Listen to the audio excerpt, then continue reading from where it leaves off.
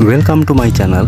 අද වීඩියෝ එකෙන් ඔයාලට ගෙනල්ලා තියෙන්නේ අඩු මුදලක් ඩවුන් පේමන්ට් එක විදියට තියලා ඔයාලට ගන්න පුළුවන් සුපිරි ජපාන් කාර් එකක් තමයි අද ගෙනල්ලා තියෙන්නේ. එහෙනම් අපි යමු වීඩියෝ එකට.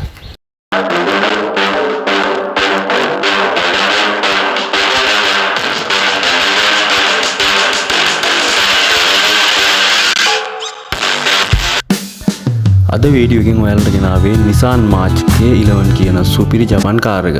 මේ කාර් එකේ කන්ඩිෂන් ගැන කතා කරොත් සුපිරිම කන්ඩිෂන් තියෙන කාර් එකක්.